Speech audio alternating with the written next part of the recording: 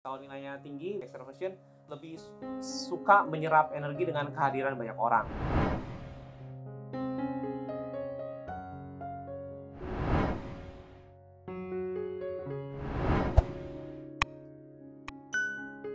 Ya, jadi kepribadian itu sebenarnya adalah karakteristik dari anak itu dalam pola berpikir, merasakan, dan juga akhirnya berperilaku.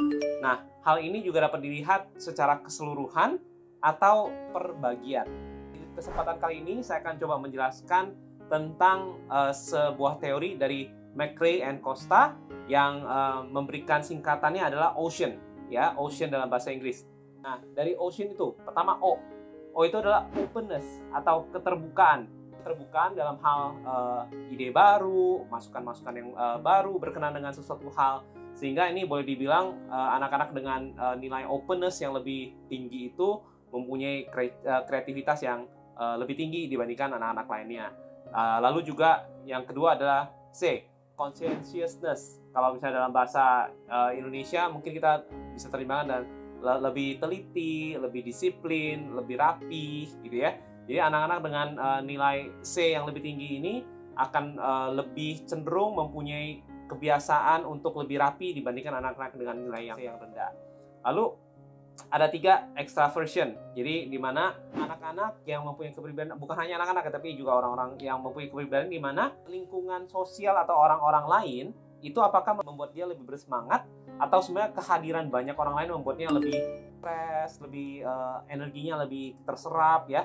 Itu extraversion. Kalau nilainya tinggi, extraversion lebih suka menyerap energi dengan kehadiran banyak orang.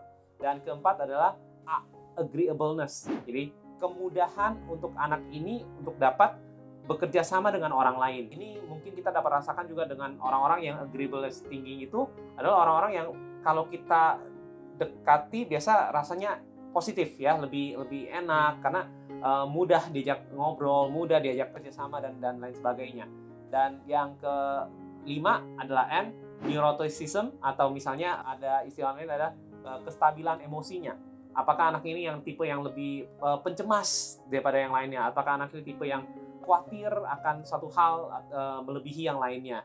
Jadi setiap 5 kepribadian ini mempunyai kadarnya masing-masing. Ada yang mungkin tinggi di O-nya, agak rendah di C, ada yang misalnya rendah di O, tinggi di C, tinggi di E, gitu ya. Nah, itu tidak masalah. Jadi itu adalah dinamika kepribadian anak itu. Nah, dan juga kepribadian itu perlu dilihat bahwa itu tidak permanen, ya. Kepribadian itu bukanlah sesuatu yang sebenarnya, oh, udah ketahuan nih, anak saya Ocean-nya kayak ini, gitu ya. Lalu kita berharap bahwa itu akan seperti itu selama-lamanya. Enggak. Jadi itu bisa berubah.